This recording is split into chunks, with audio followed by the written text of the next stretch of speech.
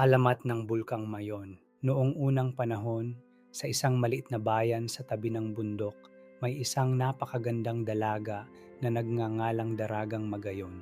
Siya ay kilala hindi lamang sa kanyang kagandahan, kundi pati na rin sa kanyang kabutihan at pagiging matulungin sa mga tao sa kanyang paligid. Sa kabila ng lahat ng kanyang yaman at popularidad, nanatili siyang mapagpakumbaba at mahinahon. Si Daragang Magayon ay anak ni Ibalon, isang matapang na dato. Siya ay palaging ipinagmamalaki ng kanyang ama dahil sa kanyang kagandahan at kabutihan. Isang araw, dumating sa bayan si Pangarunon, isang batang mandirigma na naglakbay mula sa malayong lugar upang makipaglaban at magtanggol ng mga bayan laban sa mga kaaway. Dahil sa kanyang tapang at kagitingan, nahulog ang loob ni Daragang Magayon kay Pangarunon. Ngunit, hindi agad inamin ni Daragang Magayon ang kanyang nararamdaman dahil siya ay nag-aalala sa kaligtasan ng kanyang bayan at hindi kayang magbigay ng pansin sa mga personal na bagay. Si Pangarunon naman ay nahulog din sa dalaga. Ang kanilang pagmamahalan ay tumagal at naging tanyag ito sa buong bayan. Ang laban ng mga bayani. Isang araw, may isang balita na dumating mula sa mga kalapit na tribo. Ang kanilang bayan ay nakatagpo ng isang malupit na kaaway na naglalayong sakupin ang kanilang lugar. Si Pangaronon bilang isang mandirigma ay nangako kay Daragang Magayon na ipagtatanggol ang kanilang bayan mula sa kalaban. Nagpaalam siya sa dalaga at nagsimula ng isang malupit na laban. Habang ang mga mandirigma ay nakikipaglaban, si Daragang Magayon ay patuloy na nagdasal sa Diyos upang iligtas ang kanyang bayan at ang kanyang minamahal. Sa kabila ng kanilang lakas, pumutok ang sigwa sa labanan at si Pangaronon ay nasugatan nang makita ni Daragang Magayon ang kalagayan ng kanyang minamahal. Dali-dali siyang pumunta sa gitna ng digmaan upang matulungan siya. Ngunit nang makarating siya sa kinaroroonan ni Pangarunon, isang hindi inaasahang pangyayari ang naganap. Ang mga kalaban ay nilusob ang bayan at si Pangarunon ay pumanaw sa harap ng mga mata ni Daragang Magayon. Ang kanyang puso ay napuno ng kalungkutan at hindi matatawarang sakit. Ang malupit na kapalaran. Dahil sa matinding kalungkutan, nagpasya si Daragang Magayon na maglakbay patungo sa isang malayong bundok upang hanapin ang kanyang kapayapaan. Habang naglalakad siya sa kagubatan, ang kanyang mga mata ay punong-puno ng luha. Sa bawat hakbang na kanyang tinatahak, ang paligid ay nagiging mas madilim at puno ng kalungkutan. Sa kanyang pagdating sa tuktok ng bundok, tumingala siya sa langit at nagdasal. Nais niyang matapos ang kanyang kalungkutan at humiling na sana ay magbalik si Pangarunon upang muling buhayin ang kanyang mga pangarap. Ngunit ang dasal na ito ay hindi nasagot. Sa halip, isang misteryosong pangyayari ang naganap. Ang kanyang katawan ay naging isang bulkan na nagsimbolo ng kanyang nawalang pagmamahal at kalungkutang hindi matitinag. Ang bulkan ay pumutok sa isang malakas na pagsabog kaya't ang buong bayan ay natakot at nagtakbuhan. Ngunit hindi nila alam na ang pagsabog ng bulkang iyon ay naglalaman ng isang matinding pagmamahal at pangako. Ang bulkan ay patuloy na sumabog at mula rito nagkaroon ng isang natatanging kagandahan at lakas, ang Bulkang Mayon. Dahil sa nangyaring pagsabog, ang buong bayan ay tumahimik. Si Daragang Magayon bilang isang bulkan ay nagsimbolo ng pag-ibig at kalungkutan na walang hanggan. Ngunit sa kabila ng lahat ng ito, naging simbolo ang Bulkang Mayon ng kagandahan at lakas ng bayan. Ang kanyang katawang bulkan ay nanatiling matayog at ang paligid ng bundok ay naging tanawin ng mga tao mula sa iba't ibang lugar. Habang ang mga tao ay nagsisimulang magtayo muli ng kanilang bayan, ang alamat ng Bulkang Mayon ay nanatili sa kanilang isipan. Ang bulkan ay hindi lamang simbolo ng kalungkutan ni Daragang Magayon, kundi ng kagandahan ng pag-ibig na hindi natitinag at hindi nauurong. Ang mga sumunod na henerasyon ay nagsimula ring magbigay ng halaga sa pagmamahal, sakripisyo at lakas ng loob sa harap ng mga pagsubok sa buhay. Pagwawakas, ang alamat ng Bulkang Mayon ay nagsilbing paalala sa mga tao na ang tunay na pagmamahal ay hindi madaling matamo at maraming sakripisyo. Ngunit sa kabila ng lahat ng pagsubok, ang tunay na pag-ibig ay laging nag-iiwan ng marka sa puso ng bawat isa. Si Daragang Magayon, sa kanyang sakripisyo, ay naging simbolo ng isang pag-ibig na hindi matitinag, isang pagmamahal na magpakailanman ay magbibigay aral sa bawat isa. Ang Bulkang Mayon na nag-aalab mula sa mga kwento ng pag-ibig at sakripisyo ay patuloy na nagbibigay ng inspirasyon sa lahat ng mga naroroon, isang buhay na alaala ng isang dalaga at isang mandirigma na nagnanais ng isang makatarungan at masaganang buhay para sa lahat. Alamat ng Banawe Rice Terraces. Noong unang panahon sa isang liblib na baryo sa mga kabundukan ng Ifugao, may isang batang prinsipe na nagngangalang Ulalim. Siya ay isang batang lalaki na may matinding pagmamahal at respeto sa kalikasan. Ang kanyang ama, si Datu Palbeng, ay isang matandang datu na leader ng kanilang tribo at inaasahan niyang magmamana si Ulalim ng kanyang posisyon balang araw. Ngunit si Ulalim ay hindi tulad ng ibang mga prinsipe. Hindi siya nagustuhan ng mga tagapaglingkod o ng mga matatandang mang-uukit ng kahoy na nakaupo sa kanyang harapan. Bagkus, ang mga mata ni Ulalim ay nakatutok sa mga bundok at kagubatan. Laging nakikita siyang namumuhay kasama ang mga magsasaka at mga mang-uukit ng palay. Siya ay walang ibang nais kundi maglingkod sa kalikasan at tumulong sa kanyang mga kababayan. Si Ulalim ay may isang lihim na pangarap. Nais niyang mapanatili at maprotektahan ang kanilang mga palayan, kaya't hindi siya makapapayag na mawalan sila ng mga ani. Palibhas ay may matalim na pakiramdam sa kalikasan. Ninais niyang magtayo ng isang sistemang makakatulong sa kanilang pang-agrikulturang buhay at magbibigay daan sa isang masaganang ani sa kanilang buong bayan. Ang paglalakbay ng Prinsipe Ulalim. Isang araw, dumating ang isang matandang mang-uukit ng mga kahoy sa kanilang baryo. Si Manong Alamang ay nagdala ng balita ng isang bagong hari mula sa kalapit na bayan ng Kabunyan. Ayon kay Manong Alamang, ang bagong hari ay isang mandirigma at siya'y nagnanais na sakupin ang mga bundok ng Ifugao. Ang balita ay ikinalungkot ng lahat at iniisip nila na ang kanilang pamumuhay ay mapapalitan na ng mga bagong pamamahala at digmaan. Nagdesisyon si Ulalim na maglakbay upang makipag-ayos sa hari ng Kabunyan, upang ipagtanggol ang kanilang kalikasan at mapanatili ang kanilang mga sakahan at palayan. Ayon sa kanya, hindi makatarungan na sakupin nila ang mga bundok at palayan ng Ifugao na pinagpaguran at minahal ng kanilang mga ninuno. Naglakbay si Ulalim sa mga kagubatan, umakyat sa matatarik na bundok, at nakipag-ugnayan sa mga makapangyarihang espiritu ng kalikasan. Sa kanyang paglalakbay, natutunan niya ang kahalagahan ng bawat bato, puno, at ilog sa kanilang kalikasan. Ang mga espiritu ng kalikasan ay nagbigay sa kanya ng isang espesyal na kasangkapan, ang Banawe, isang mahiwagang palasyo ng kalikasan na makakatulong sa kanya sa pagbuo ng isang masaganang ani at palayan. Pagdating sa Kabunyan. Pagdating ni Ulalim sa Kabunyan, nagpakita siya sa bagong hari na si Mangasin. Nag-alok siya ng isang kasunduan na magtulungan ang kanilang mga tribo at pamahalaan ang kalikasan ng maayos. Ipinahayag ni Ulalim na ang kanyang tribo ay may mga tradisyon at pamana na hindi pwedeng sirain ng sinuman. Siya ay humingi ng paggalang sa mga bundok at palayan at sa halip na magdala ng digmaan, nais niyang magtulungan ang bawat isa upang magsaka ng tama at pagyamanin ang kalikasan. Si Mangasin, bagamat isang mandirigma, ay hindi nagpasindak kay Ulalim. Ang hari ay dumaan sa isang mahirap na desisyon, ngunit napansin niya ang kabutihan ng batang prinsipe.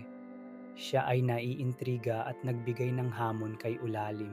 Magtayo sila ng isang palayan sa bundok na walang kasangkapan, at kung magtatagumpay si Ulalim, kikilalanin niya ang kanilang mga tradisyon at kalikasan. Ang pagtatayo ng palayan. Si Ulalim, hindi natatakot sa hamon, ay nagsimula ng pagbuo ng palayan sa matataas na bundok ng Ifugao. Sa tulong ng mga espiritu ng kalikasan at ng kanyang mga kababayan, sinimulan nilang maghukay ng malalalim na kanal at magtayo ng mga hagdang-hagdang palayan. Hindi ito madali at maraming pagsubok ang dumaan. Subalit, sa bawat araw na lumilipas, unti-unti nilang nakikita ang mga bunga ng kanilang pagsisikap. Si Ulalim ay nagpatuloy sa pagtutok sa mga bundok at palayan, at napansin ng hari ng Kabunyan ang dedikasyon at sipag ng batang prinsipe. Inisip niya na kung si Ulalim at ang kanyang tribo ay magtatagumpay, ang kanilang kaalaman sa kalikasan at agrikultura ay dapat na maging gabay sa buong bayan. Dahil dito, nagdesisyon siya na huwag na ituloy ang digmaan at sa halip, ipagdiwang ang tagumpay ng pagkakaisa. Ang pagtanggap sa Banawe Rice Terraces. Bilang isang simbolo ng kanilang pagtutulungan at tagumpay, itinuring ng mga tao ng Ifugao ang mga hagdang-hagdang palayan na itinayo ni Ulalim bilang Banawe, na ipinanganak mula sa pangalan ng mahiwagang palasyo ng kalikasan na ginamit ni Ulalim sa kanyang paglalakbay. Sa pagtatapos ng alamat, nagpatuloy ang kanilang pamumuhay sa kalikasan, at ang Banawe Rice Terraces ay naging simbolo ng paggalang at pagmamahal sa kalikasan. Ang mga bundok ng Ifugao ay naging mga bukirin ng buhay at kabuhayan, at sa bawat pag-akyat ng araw, ang mga palayan ay naging maganda at masagana tulad ng ipinangako ni Ulalim. Pagwawakas. Ang alamat ng Banawe Rice Terraces ay naglalaman ng malalim na aral tungkol sa paggalang sa kalikasan, ang kahalagahan ng pagkakaisa, at ang pagiging responsable sa pag-aalaga ng kalikasan para sa mga susunod na henerasyon. Ang Banawe bilang simbolo ng isang masaganang agrikultura at kultura ng mga Ifugao ay patuloy na nagpapaalala sa lahat ng Pilipino na ang bawat sakripisyo at pagtutulungan ay nagdudulot ng mas magandang kinabukasan. Ang alamat na ito ay nagsisilbing inspirasyon sa lahat na alagaan ang kalikasan at ang ating mga tradisyon upang mapanatili ang yaman ng ating bayan at kultura. Alamat ng Bulkang Taal. Noong unang panahon, sa isang maliit na bayan sa tabi ng isang lawa, may isang napakagandang dalaga na nagngangalang Malaya. Siya ay kilala sa kanyang kabutihan at katalinuhan, at walang ibang hangad kundi ang maglingkod sa kanyang komunidad. Siya ay anak ng isang dato, si Dato Lantang, na isang pinuno sa kanilang bayan. Ngunit sa kabila ng kanyang kagandahan, si Malaya ay may lihim na takot na hindi niya kayang ibahagi sa iba. Siya ay may takot sa lawa na matatagpuan sa kanilang bayan. Bawat taon, isang malaking pagdiriwang ang ginaganap sa kanilang bayan upang ipagdiwang ang kasaganaan ng lupa at lawa. Ngunit, sa tuwing ang pagdiriwang ay ginaganap, si Malaya ay laging nagpapakita ng kaba at takot.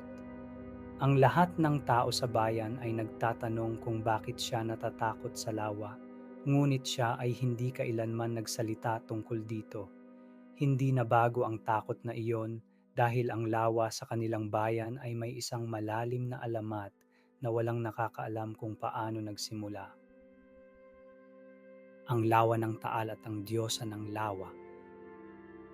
Ang lawa ng Taal ay isang mahiwagang lawa na may isang malalim na kasaysayan.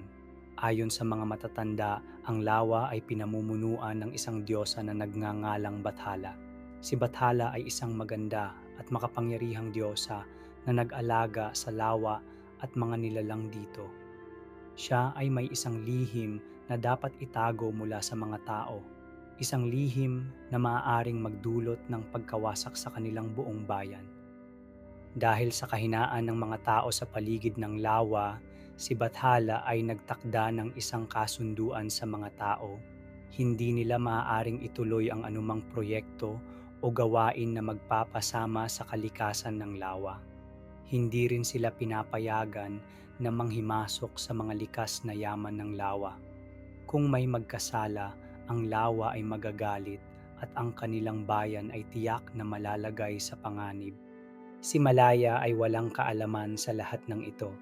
Ngunit sa mga taon ng kanyang kabataan, naririnig niya ang mga kwento ng kanyang mga magulang at lolo't lola tungkol sa mga panganib na dulot ng galit ng Diyosa ng Lawa. Pag-ibig ni Malaya at ng mandirigma. Isang araw, isang matapang na mandirigma ang dumating sa kanilang bayan, si Prinsipe Kamandagan. Siya ay isang prinsipe mula sa isang malayong kaharian na napadpad sa bayan ng Taal upang makipag-alyansa sa mga tao ng Lawa. Ang lahat ng mata ay nakatuon kay Prinsipe Kamandagan dahil sa kanyang tapang at kabighanian. Ngunit hindi nagpakita ng interes si Malaya sa kanya, bagkus ang kanyang takot sa lawa ay mas nagpatibay sa kanyang distansya sa prinsipe. Sa kabila ng lahat ng ito, si Prinsipe Kamandagan ay nagpatuloy sa kanyang paghanga kay Malaya. Siya ay nagsimulang makipagkaibigan sa dalaga at habang tumatagal ang kanilang pagkakakilala, natutunan nilang mahalin ang isa't isa. Ngunit isang lihim ang hindi pa rin kayang sabihin ni Malaya sa prinsipe. Ang kanyang takot ay patuloy na umiiral sa kanyang puso at sa bawat paglipas ng araw, lalong lumalalim ang kanyang pagnanasa na maprotektahan ang kanilang pagmamahalan. Ang lihim ng Diyosa ng Lawa. Isang gabi, habang si Malaya at Kamandagan ay nag-uusap sa ilalim ng mga bituin, isang malupit na unos ang dumaan. Ang lawa ay nagkaroon ng malalakas na alon at isang napakalakas na kidlat ang tumama sa kalangitan. Ang lahat ng tao sa bayan ay nagtakbuhan upang magtago, ngunit si Malaya ay nanatiling nakatayo sa tabi ng lawa. Dumating ang diyosa ng lawa, si Bathala, at lumitaw sa harap ni Malaya. "Bakit ka nandiyan?" tanong ni Bathala. Ang kanyang boses ay parang pagragasa ng hangin at alon. "Alam mo ba ang sinumpaang batas na hindi mo maaaring sirain ang mga patakaran ng lawa?" Si Malaya nang makita ang diyosa ay nakaramdam ng takot at hindi makapagsalita. "Ang aking anak na lalaki," dagdag ni Bathala, "ay hindi angkop para sa iyo. Ang inyong pagmamahalan ay magdudulot ng kapahamakan sa inyong bayan." Si Malaya ay hindi nakasagot at nagdasal sa diyosa, ngunit si Bathala ay patuloy na nagbabanta. "Ang aking galit ay magpapasiko sa inyong mga puso," sabi ng diyosa. "Maging handa kayong makaharap ang aking galit, sapagkat ang lawa ng Taal ay maaaring magbago." Si Bathala sa kabila ng kanyang galit ay nagpatawad kay Malaya, ngunit nagbigay siya ng babala. "Kung magpapatuloy ang inyong pagmamahalan, ang lawa ay mag-aalburuto at walang sino man ang makakaligtas." Ang pag-aalburuto ng lawa. Sa kabila ng babala ng diyosa, si Malaya at Kamandagan ay nagpatuloy sa kanilang pagmamahalan. Nang magtagal, nang dumating ang panahon ng kanilang kasal, isang malupit na pagsabog ang naganap sa lawa. Ang bulkang Taal ay sumabog, naglabas ng apoy at usok na abot sa kalangitan. Ang pagsabog ng bulkan ay nagdulot ng isang malaking kalamidad sa buong bayan. Ang lawa ay naging magulo at ang mga tao ay nagsimulang magtakbuhan upang maghanap ng kaligtasan. Ang buong bayan ng Taal ay halos nawasak ng malupit na pagsabog ng bulkang Taal. Si Malaya at Kamandagan, sa kabila ng kanilang takot at pagkabigo, ay patuloy na nagdasal sa diyosa ng lawa, humihiling ng kapatawaran at pagpapatawad sa kanilang pagmamahal. Si Bathala, na nakita ang kanilang sinseridad, ay pinili silang patawarin. Pagkatapos ng pagsabog, Nang humupa ang pagsabog ng bulkan, natuklasan ng mga tao na ang lawa at bundok ng Taal ay nagbago.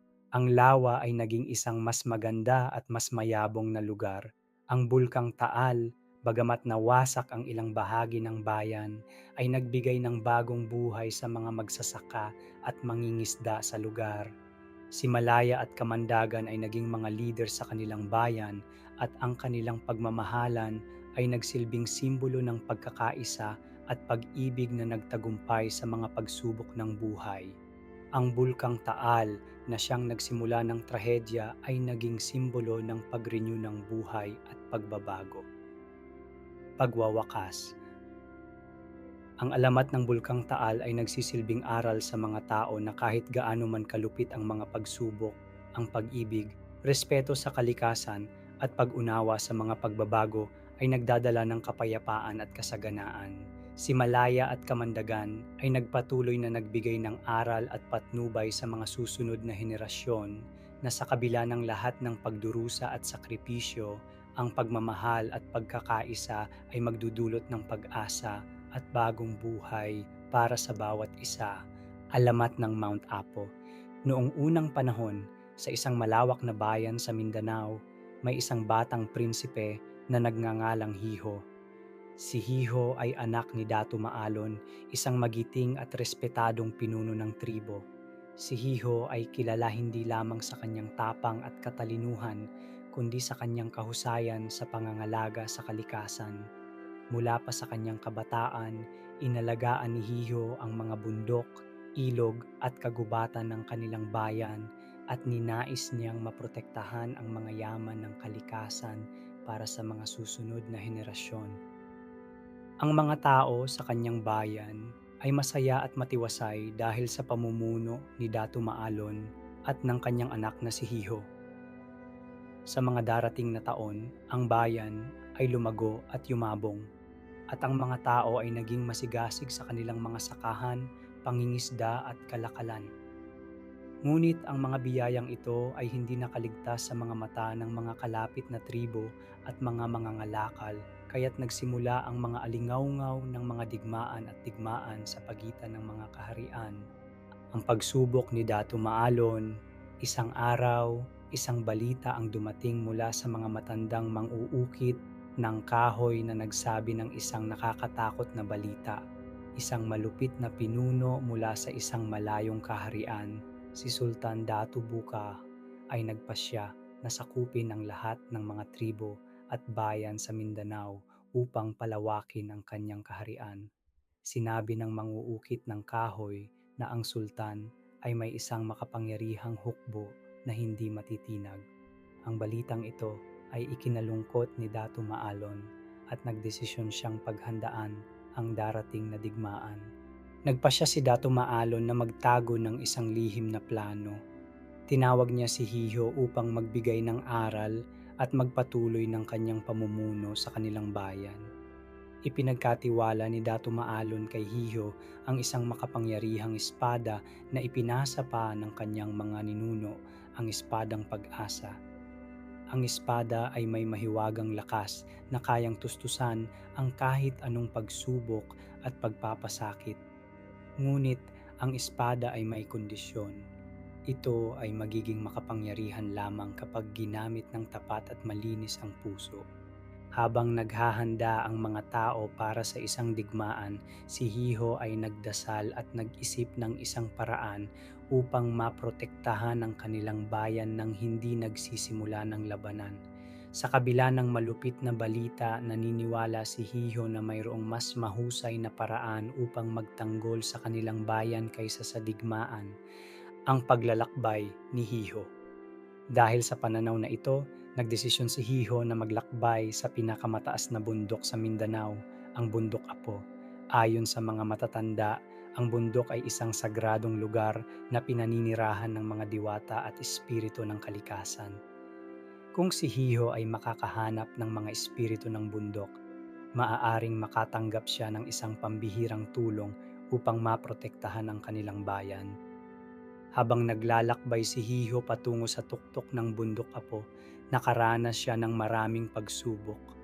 Ang landas ay matarik, puno ng makakapal na kagubatan at mahirap daanan. Ngunit sa kabila ng lahat ng ito, hindi siya sumuko. Ang bawat hakbang na kanyang tinatahak ay may layuning maghanap ng gabay at tulong mula sa kalikasan. Sa gitna ng kanyang paglalakbay, nakatagpo siya ng isang matandang mang-uukit ng kahoy na nakaupo sa tabi ng isang ilog. Ang matandang mang-uukit ay nagbigay ng isang babala kay Hiho, "Bata, ang iyong paglalakbay ay mahirap, ngunit ang tunay na lakas ay hindi nasa espada. Ang tunay na lakas ay nasa puso ng bawat nilalang at sa iyong paglalakbay madarama mo ang lakas na iyon." Ang mahiwagang pagkikita kay Bathala ng Bundok Apo. Nang makarating si Hiho sa tuktok ng Bundok Apo, siya ay napagod at nagdasal.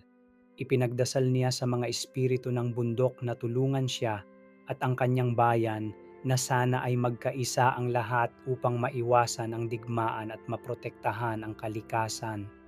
Sa kabila ng kanyang dasal, isang malakas na hangin ang dumaan at isang matandang diwata ang lumitaw sa harap ni Hiho.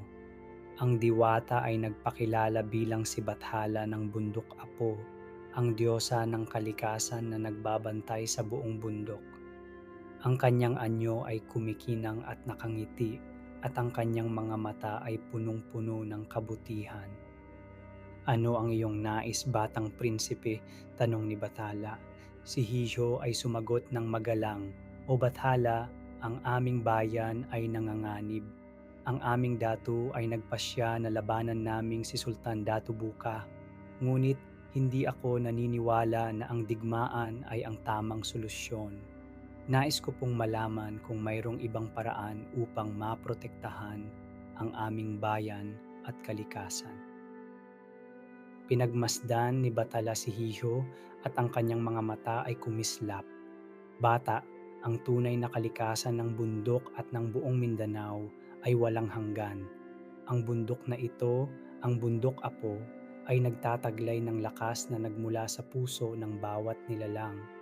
Kung nais mo ng kapayapaan, kailangang magtulungan ang bawat isa. Ang lakas na hinahanap mo ay hindi matatagpuan sa espada, kundi sa pagkakaisa ng inyong bayan." Ang mahiwagang lakas ng kalikasan. Ibinigay ni Bathala kay Hiho ang isang mahiwagang kahoy na tinatawag na kalipayan, isang punong kahoy na may kakayahang magbigay ng lakas at kagalakan sa mga taong magtutulungan. "Dalhin mo ang kahoy na ito sa iyong bayan at ipakita sa kanila na ang tunay na lakas ay nakasalalay sa bawat isa. Kung magtutulungan ang lahat ng tao sa inyong bayan, ang bundok at ang lawa ng Mindanao ay magiging ligtas," sabi ni Bathala. Nagpasalamat si Hiho kay Bathala at naglakbay siyang muli patungong bayan. Sa kanyang pagbabalik, ipinakita niya ang punong kahoy kay Datu Maalon at sa mga tao ng kanilang bayan. Nagdasal sila at sa pamamagitan ng kanilang pagtutulungan at pag-aalaga sa kalikasan, natutunan nilang magtulungan upang mapanatili ang kapayapaan at kasaganaan ng kanilang bayan. Ang pagwawakas, sa tulong ng kalipayan at sa mga tapat na dasal ni Hiho at ng kanyang bayan, napagtanto nila na hindi kinakailangan ng digmaan upang maprotektahan ang kanilang buhay at kalikasan. Naging isang simbolo ang Bundok Apo ng lakas at pagkakaisa at ipinagdiwang nila ang bagong sistema ng pamumuhay na nakatuon sa pagtutulungan at pagpapahalaga sa kalikasan. Ang alamat ng Bundok Apo ay nagsilbing aral sa lahat ng tao na ang tunay na kalakasan ay nagmumula sa pagtutulungan at paggalang sa kalikasan. Si Hiyo at ang kanyang bayan ay nagpatuloy na namuhay ng matiwasay at nagbigay ng inspirasyon sa mga susunod na henerasyon upang pangalagaan ang kanilang kalikasan at magtulungan sa bawat pagsubok. Sa pamamagitan ng alamat na ito, ipinakita ng mga taga Mindanao ang kahalagahan ng pagkakaisa, pagtutulungan at pagmamahal sa kalikasan na siyang naging susi sa kanilang tagumpay laban sa mga panganib at pagsubok ng buhay. Alamat ng Bundok Kanlaon. Noong unang panahon sa isang bayan sa kabundukan ng Visayas, may isang batang prinsipe na nagngangalang Adlaw. Si Adlaw ay anak ng isang dato na si Dato Puti na kilala sa pagiging magiting na pinuno sa kanilang tribo. Si Adlaw ay isang matapang na batang lalaki, ngunit sa kabila ng kanyang tapang, siya ay may isang lihim na kinatatakutan, ang bundok Kanlaon. Ang bundok Kanlaon ay isang bundok na matagal nang pinagmumulan ng mga kwento at alamat. Ito ay isang bundok na pinaniniwalaan ng mga tao bilang tirahan ng isang makapangyarihang diwata, si Kanlaon. Siya ang tagapangalaga ng kalikasan at mga nilalang sa paligid ng bundok. Sinabi sa mga kwento ng matatanda na si Kanlaon ay isang Diyos ng kalikasan at ang bundok ay naglalaman ng mga lihim na hindi kayang ipaliwanag ng sinuman. Ang lihim ng bundok Kanlaon. Ang bundok Kanlaon ayon sa alamat ay hindi isang ordinaryong bundok.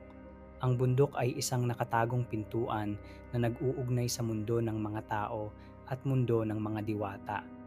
Bawat isa na naglakbay patungo sa tuktok ng bundok ay magkakaroon ng pagkakataon na makipag-ugnayan sa mga diwata ng bundok. Ngunit ang mga ito ay hindi nagpapakita ng kanilang mukha sa sinuman maliban kung ang kanilang layunin ay tapat at malinis. Si Adlaw bilang anak ng dato ay ipinagmamalaki ng kanyang mga magulang. Ngunit hindi tulad ng ibang mga prinsipe, siya ay may takot sa bundok Kanlaon. Minsan, sa kanyang mga paglalakbay, naririnig niya ang mga kwento tungkol sa mga taong naglakbay patungo sa bundok at hindi na muling nakabalik. Ayon sa mga kwento, ang mga nawawalang tao ay naging bahagi ng bundok, naging mga hayop, halaman, o di kaya'y naging mga anino na nagbabantay sa bundok. Ang hamon ni Dato Puti. Isang araw, dumating ang isang malaking krisis sa kanilang bayan. Isang malupit na salot ang dumating at nagsimulang kumalat sa mga sakahan at kabuhayan ng mga tao. Si Dato Puti ay nagdesisyon na kailangan nilang maghanap ng paraan upang malutas ang salot at iligtas ang kanilang bayan. Ayon sa mga matatanda, ang tanging paraan upang matulungan ang kanilang bayan ay ang pag-akyat sa bundok Kanlaon at makipag-ugnayan kay Kanlaon upang humingi ng tulong. Ngunit natatakot si Adlaw na maglakbay patungo sa bundok. Alam niyang hindi ito madali at may mga panganib sa bawat hakbang. Sinabi ni Dato Puti sa kanyang anak, "Adlaw, ikaw ang tanging magtatanggol sa ating bayan. Hindi natin alam kung anong mangyayari, ngunit ang kaligtasan ng bayan ay nasa iyong mga kamay." Ang paglalakbay ni Adlaw. Walang ibang pagpipilian si Adlaw kundi ang sumunod sa utos ng kanyang ama. Sa kabila ng takot, nagpasya siyang maglakbay patungo sa bundok Kanlaon upang makipag-ugnayan kay Kanlaon at humingi ng tulong. Pasan-pasan niya ang napakabigat na suliranin, ngunit sa bawat hakbang ay natutunan niyang tanggapin ang kanyang takot at magtiwala sa kanyang lakas. Habang umaakyat siya sa bundok, nakatagpo siya ng iba't ibang mga nilalang na hindi niya inaasahan. Isang malamlam na uwak ang dumaan sa kanyang harapan at nagsabi, "Kung nais mong makarating sa tuktok ng bundok, kailangan mong itapon ang lahat ng iyong takot." Tinanggal ni Adlaw ang lahat ng mga pag-aalinlangan at patuloy na naglakbay. Nakarating siya sa isang madilim na kagubatan sa paanan ng bundok at sa kanyang paglalakbay, nakatagpo siya ng isang nilalang na may pakpak at makintab na mga mata. Ang nilalang ay nagpakilala bilang si Agos, ang espiritu ng bundok. Sinabi ni Agos, "Ang bundok na iyong nilalakbay ay hindi para sa lahat. Ito ay para lamang sa mga pusong tapat, malinis, at walang kapintasan. Dito, natututo ang isang tao ng tunay na lakas, hindi mula sa espada o lakas ng katawan, kundi mula sa tapang ng puso." Ang pagharap kay Kanlaon. Habang patuloy si Adlaw sa kanyang pag-akyat, nakaramdam siya ng kakaibang enerhiya na nagmumula sa loob ng bundok. Sa wakas nakarating siya sa tuktok at nakita niya ang isang mataas na dambuhalang puno na may mga sanga na kumikinang sa liwanag ng araw. Sa ilalim ng puno, lumitaw si Kanlaon, ang diwata ng bundok. Siya ay isang maganda at makapangyarihang nilalang na may mata na kumikislap ng gintong liwanag. "Ikaw ba ay ang batang prinsipe na si Adlaw?" tanong ni Kanlaon. "Bakit ka narito sa aking bundok?" Sumagot si Adlaw, "O Kanlaon, ako po ay humihingi ng tulong para sa aming bayan. Ang aming bayan ay nakakaranas ng malupit na salot at kami po ay humihiling ng inyong tulong upang mapawi ang sakit at pagdurusa na dulot nito." Si Kanlaon ay tinitigan siya ng mahabang panahon bago nagsalita. "Alam mo ba, Adlaw, na ang bundok na ito ay isang lugar ng mga pagsubok? Ang bawat isa na humihingi ng tulong dito ay kailangang patunayan ang kanyang tapang, hindi lamang sa digmaan o labanan, kundi sa kakayahang magbigay at magsakripisyo para sa iba." Si Adlaw ay nagsimulang magdasal sa harap ni Kanlaon. "Ako po ay handang magsakripisyo. Ang kaligtasan ng aking bayan ay mas mahalaga kaysa sa aking buhay. Ako po ay tapat at ang aking layunin ay makapagbigay sa iba." Ang pagpapala ni Kanlaon. Nang makita ni Kanlaon ang katapatan at kabutihan ni Adlaw, siya ay nagbigay ng pagpapala. "Ang kalikasan ay may kakayahang magpagaling, ngunit ang kalikasan ay umaasa sa mga nilalang nito upang alagaan ito. Kung nais mong matulungan ang iyong bayan, hindi mo kailangan ng lakas ng espada. Kailangan mo lamang ng lakas ng puso at ang pagpapahalaga sa kalikasan." Bilang gantimpala, binigyan ni Kanlaon si Adlaw ng isang sagrado at mahiwagang binhi na may kakayahang magbigay ng buhay sa mga halaman at magsustento sa mga tao. "Itanim mo ito sa inyong bayan at alagaan. Ito ang magpapawi ng salot at magbabalik ng sigla sa inyong mga sakahan." Ang pagbabalik ni Adlaw. Bumalik si Adlaw sa kanyang bayan at dinala ang binhi na ibinigay ni Kanlaon. Ang buong bayan ay nagtulungan upang itanim ang binhi sa gitna ng kanilang lupain. Sa ilang linggo, ang mga halaman na tumubo mula sa binhi ay nagsimulang magbigay ng masaganang ani at ang salot ay unti-unting nawala. Dahil sa tapang, kabutihan at pagtutulungan ni Adlaw at ng kanyang bayan, naipakita nila na ang tunay na lakas ay hindi mula sa mga armas, kundi mula sa malasakit at pagmamahal sa kalikasan at kapwa. Ang bundok Kanlaon ay naging simbolo ng kalikasan at ang mga tao ng bayan ay patuloy na magalang na inaalagaan ang bundok upang mapanatili ang kanilang kasaganaan at kaligtasan. Pagwawakas. Ang alamat ng bundok Kanlaon ay nagsilbing aral sa mga tao ng Mindanao na ang kalikasan ay hindi lamang isang bahagi ng ating mundo, kundi isang mahalagang tagapag-alaga ng ating buhay. Si Adlaw, na nagpakita ng kabutihan at lakas ng puso, ay naging simbolo ng pagkakaisa at pagmamahal sa kalikasan. Ang bundok ay patuloy na magbibigay gabay sa mga susunod na henerasyon, isang buhay na paalala ng kahalagahan ng kalikasan sa bawat aspeto ng ating buhay. Alamat ng Bundok Kalatungan. Noong unang panahon, sa isang tahimik na bayan sa paligid ng mga kabundukan sa Mindanao, may isang batang prinsesa na nagngangalang Tala. Siya ay anak ni Dato Bituin, isang dato na kilala sa kanyang matalinong pamumuno at pagiging makatarungan. Si Tala ay hindi lamang maganda, kundi matalino at may malasakit sa kanyang mga kababayan. Paborito siya ng kanyang mga magulang at mga kababayan, at ang bayan ay naninirahan sa masaganang mga sakahan at malusog na kalikasan. Ngunit may isang bagay na hindi kayang ipaliwanag ng mga tao sa kanilang bayan, ang bundok Kalatungan. Ang bundok na ito ay matagal nang tinitingala at kinatatakutan ng mga tao. Ayon sa mga matatanda, ang bundok ay may buhay at ito ay pinamumunuan ng isang mahiwagang nilalang, si Kalatungan, ang Diyos ng bundok at kalikasan. Ang bundok ay hindi lamang isang tanawin, kundi isang makapangyarihang nilalang na nagbabantay sa lahat ng bagay na may kinalaman sa kalikasan. Si Tala, bagamat matapang at maabilidad, ay may isang takot sa bundok.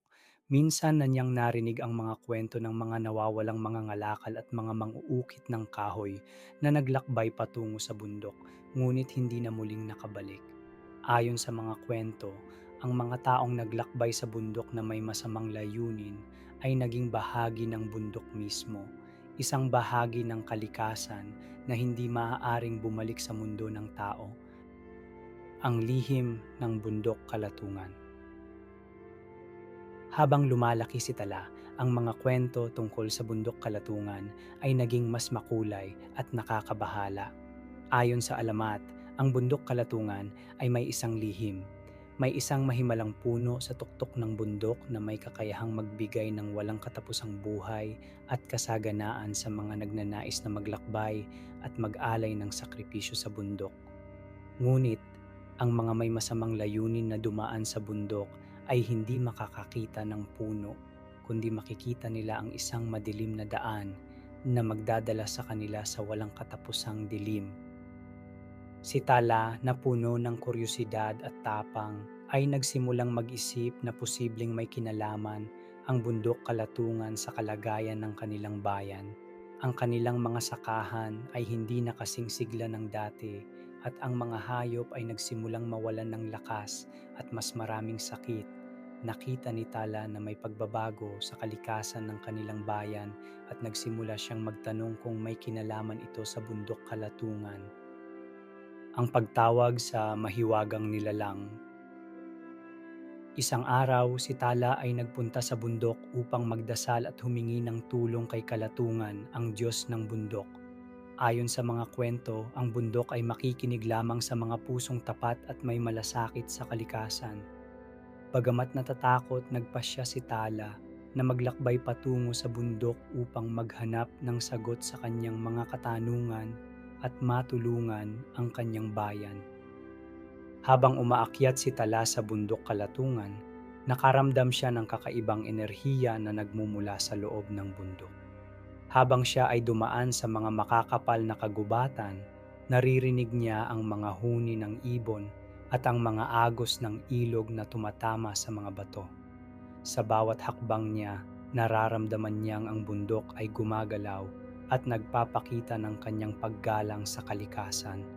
Sa kabila ng takot, nahanap ni Tala ang kanyang lakas at tapang sa bawat hakbang na tinatahak niya. Ang pagkikita kay Kalatungan. Matapos ang mahabang paglalakbay, nakarating si Tala sa tuktok ng bundok, kung saan naroroon ang mahiwagang puno na matagal nang tinutukoy ng mga matatanda. Ang puno ay may mga sanga na kumikinang sa ilalim ng liwanag ng buwan at ang mga ugat nito ay umaabot sa ilalim ng lupa, tila nagsusustento ng buong kalikasan sa kanilang paligid. Sa ilalim ng puno, isang nilalang na may katawang bundok at nakapalibot na mga ulap ang lumitaw. Si Kalatungan, ang Diyos ng bundok, ay isang makapangyarihang nilalang na may mga mata na kumikislap na parang mga bituin. Ang kanyang mukha ay puno ng karunungan at kabutihan, ngunit may isang malalim na tinig na nagsasabing, "Bakit ka narito, anak ng bayan?" Si Tala ay tumugon ng magalang, "O Kalatungan, ako po ay narito upang humingi ng tulong para sa aming bayan. Ang aming kalikasan ay nagsisimulang magbago at kami ay nahaharap sa mga pagsubok. Nais ko pong malaman kung paano namin mapapanatili ang sigla ng aming kalikasan." Tinitigan siya ni Kalatungan ng matagal bago nagsalita. "Ang kalikasan ay hindi basta-basta pinoprotektahan, batang prinsesa. Ito ay may mga pagsubok at ang mga nilalang nito ay may mga pagsubok na kailangang malampasan upang matutunan nila ang tunay na kahulugan ng buhay. Ang bawat pagbabago sa kalikasan ay may dahilan at ito ay nagpapakita sa inyo ng inyong responsibilidad sa kalikasan." Ang pagtanggap ng tungkulin. Ipinagbigay alam ni Kalatungan kay Tala ang isang matinding aral. Ang kalikasan ay isang siklo na hindi matitinag at bawat nilalang, tao man o hayop ay bahagi ng siklong ito. Ang mga tao ay may tungkulin na alagaan ang kalikasan upang ito ay magbigay ng kasaganaan. Ang mga pag-aalaga sa kalikasan ay isang sakripisyo na kinakailangan ng bawat isa, at kung ang mga tao ay patuloy na mag-aalaga sa kanilang kalikasan, magkakaroon ng kasaganaan at balanse sa lahat ng bagay. Binigyan ni Kalatungan si Tala ng isang mahiwagang alon ng hangin na naglalaman ng mga lihim ng bundok at kalikasan. Ang alon na ito ay makakatulong kay Tala upang mapangalagaan ang kanilang kalikasan at maibalik ang sigla ng kanilang mga sakahan at mga hayop. Ang pagbabalik sa bayan. Bumalik si Tala sa kanyang bayan at ipinaabot ang mensahe ni Kalatungan. Ipinakilala niya sa kanyang mga kababayan ang mga hakbang upang mapangalagaan ang kanilang kalikasan at ang mga sakripisyo na kailangang gawin upang mapanatili ang balanse sa kalikasan.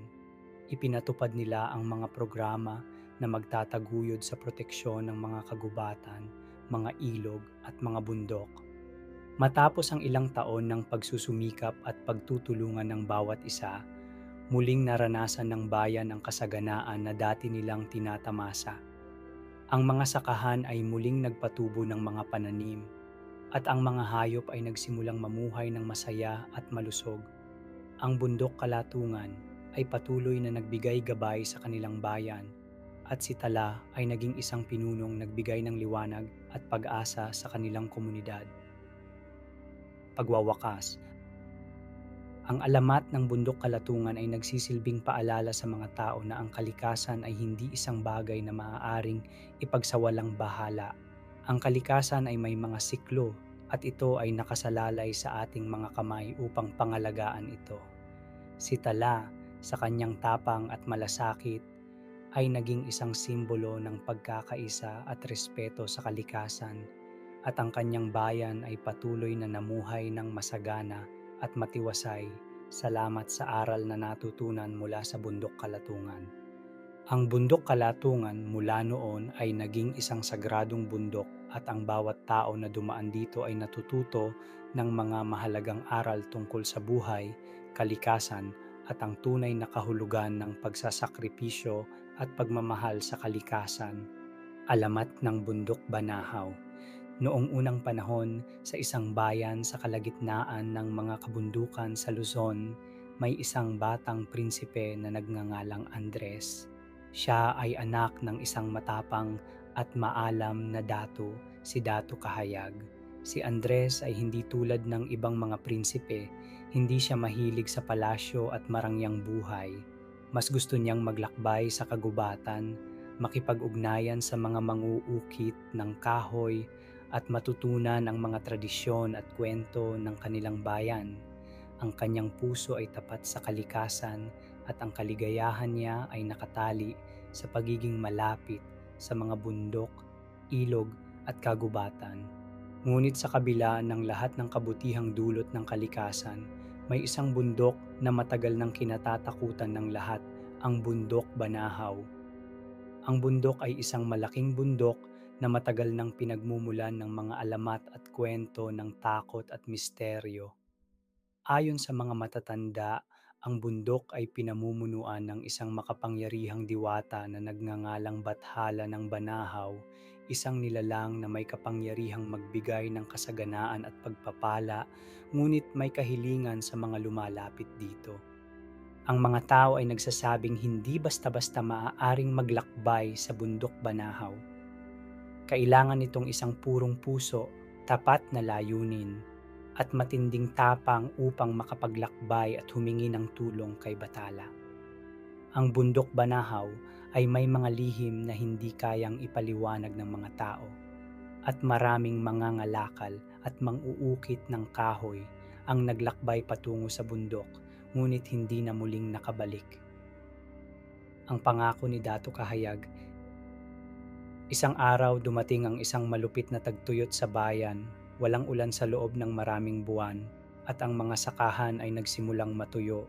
Ang mga hayop ay nawalan ng lakas at marami ang nagkasakit. Ang buong bayan ay naghihirap at si Datu Kahayag ay hindi alam kung paano makakatulong sa kanyang mga kababayan. Sa kabila ng lahat ng pagsubok, nagdesisyon si Datu Kahayag na humingi ng tulong mula kay Bathala ng Banahaw. Alam niyang ang bundok ay may mga kahilingan, ngunit sa desperadong sitwasyon wala siyang ibang pagpipilian kundi ang maglakbay patungo sa bundok. Bago umalis, tinawag ni Datu Kahayag si Andres ang kanyang anak at ipinasa sa kanya ang isang mahalagang aral. Andres, sabi ng Datu, ang bundok Banahaw ay hindi basta-basta pinupuntahan. Ang bundok na iyon ay may mga pagsubok at kalupitan, ngunit may isang layunin sa likod ng lahat ng ito. Magsikap ka at maglakbay ka patungo sa bundok upang humingi ng tulong kay Bathala. Ngunit tandaan mo, ang kalikasan ay may kapangyarihan at hindi basta-basta ito maipapamana. Kailangan mong magdala ng tapang, kabutihan at pagkakaisa ng aming bayan. Si Andres, bagamat puno ng takot at alinlangan, ay tinanggap ang hamon ng kanyang ama.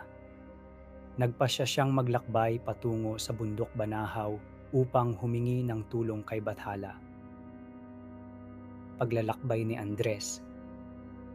Si Andres ay nagsimula ng paglalakbay patungo sa bundok Banahaw na dala ang mga pangako ng kanyang ama at ang mga kwento ng tapang mula sa mga matatanda.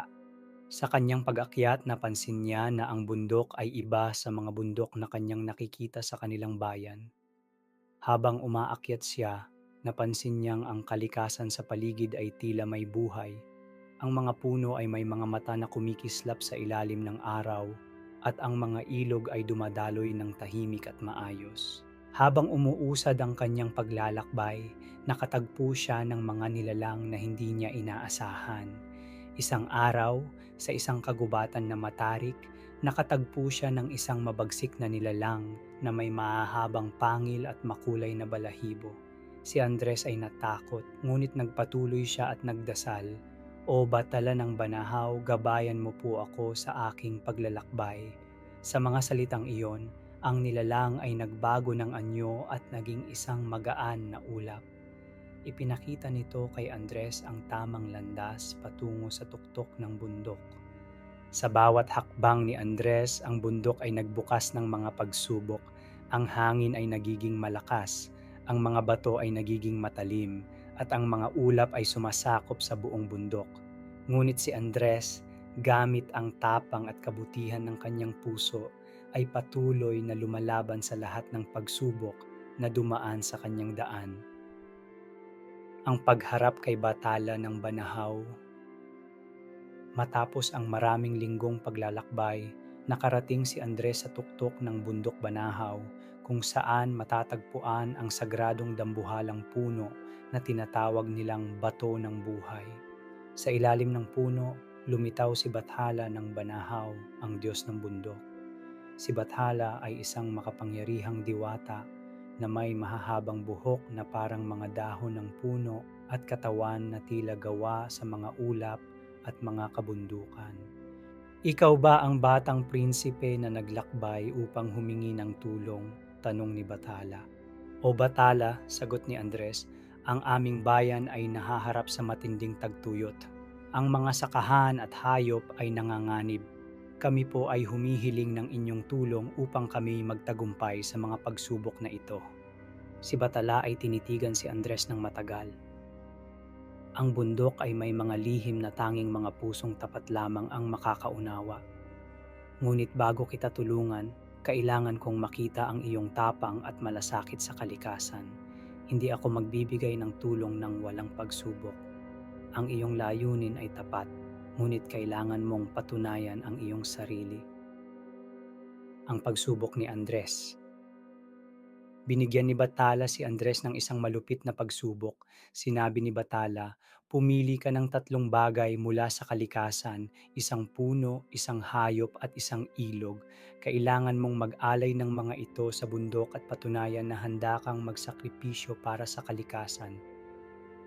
Si Andres, na walang alinlangan, ay nagsimula sa kanyang pagsubok. Pinili niya ang isang matandang puno ng balete na matagal nang nagsisilbing tahanan ng mga ibon, isang matapang na ibon na may makukulay na balahibo, at isang malinis na ilog na dumadaloy mula sa bundok. Nang ibalik ni Andres ang mga alay sa bundok, pinuri siya ni Batala. Ang iyong mga alay ay tapat at nakita ko ang iyong malasakit sa kalikasan. Dahil dito, bibigyan kita ng tulong. Ang pagpapala ni Bathala. Bilang gantimpala, binigyan ni Bathala si Andres ng isang mahiwagang binhi na may kapangyarihang magbigay ng kasaganaan. Itanim mo ito sa inyong bayan at ito ay magbibigay ng buhay sa inyong mga sakahan, magbabalik ng sigla sa inyong mga hayop at magpapawi ng tagtuyot. Ang mga taong mag-aaruga sa kalikasan ay magkakaroon ng walang katapusang biyaya. Pagbabalik ni Andres sa bayan. Bumalik si Andres sa kanyang bayan at dinala ang binhi na ibinigay ni Bathala. Ang buong bayan ay nagtulungan upang itanim ang binhi at pangalagaan ito. Sa loob ng ilang linggo, ang mga sakahan ay muling nagkaroon ng masaganang ani. Ang mga hayop ay bumalik sa kanilang kalusugan at ang mga tao ay muling nakaramdam ng kasaganaan. Ang mga tao ay nagbigay ng pasasalamat kay Bathala ng Banahaw at natutunan nilang ang tunay na lakas ay hindi matatagpuan sa mga armas o yaman, kundi sa malasakit at paggalang sa kalikasan. Si Andres, bilang isang batang prinsipe na may tapang at malasakit sa kalikasan, ay naging simbolo ng pagkakaisa at respeto sa kalikasan ng kanilang bayan. Pagwawakas. Ang alamat ng Bundok Banahaw ay nagsisilbing aral sa mga tao na ang kalikasan ay may sariling buhay at ang bawat nilalang ay may tungkuling alagaan ito. Si Andres at ang kanyang bayan ay patuloy na namuhay ng masagana at ang Bundok Banahaw ay naging isang simbolo ng kalikasan at mga biyaya na dumarating mula sa pagtutulungan, malasakit at pagkakaisa ng lahat.